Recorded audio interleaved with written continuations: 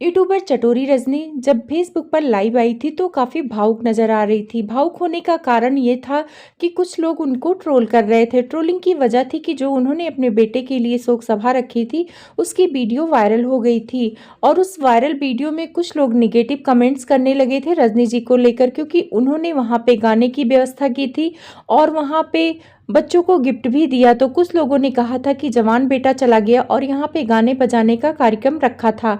लेकिन वो जो शोक सभा थी, रजनी जी ने अपने बेटे की खुशी को देखते हुए किया था। जो उनके बेटे को पसंद था वो सारी चीज़ें उन्होंने की थी। यहाँ तक वो अपने बेटे की जूते भी पहन रखी थी।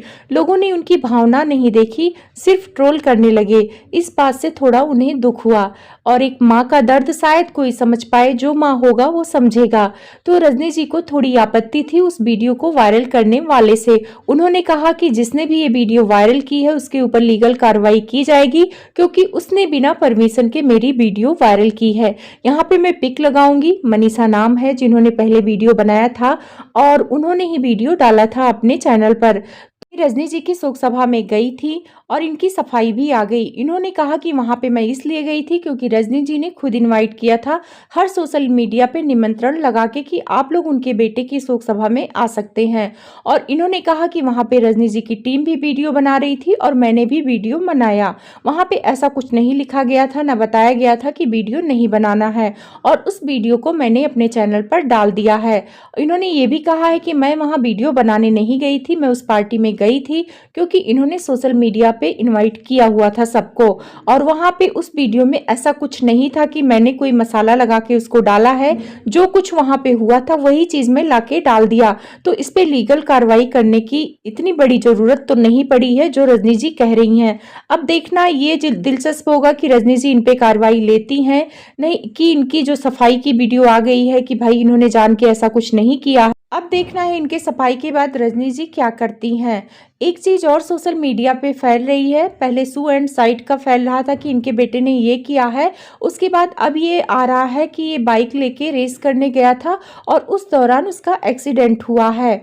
तो अगर बाइक दिया तो बाइक देने का मतलब ये है कि ये तो रिस्क का काम था। अगर रजनी जी ने अपने बेटे को बाइक दिलाया था तो ये तो भाई खतरे वाली बात है, क्योंकि 16-17 साल के बेटे को स्कूटी वगैरह दे सकते हैं पर बाइक तो बड़ी इंजन होती है और उसको देना खतरनाक होता है। और आजकल के बच्चे जो होते हैं वो रेस करना बहुत ज़्यादा ही वो करते हैं, माँ बाप से छिपके ये सारी चीज़ें करते हैं। और एक कमेंट है जो मैं लगा दूंगी, वहाँ पे ये कहा गया है कि इनका बेटा, ये केरल गई हुई थी, इनके हस्बैंड ऑफिस गए थे, उन दोनों से चोरी बाइक लेके गया था और बाइक रेस कर रहा था।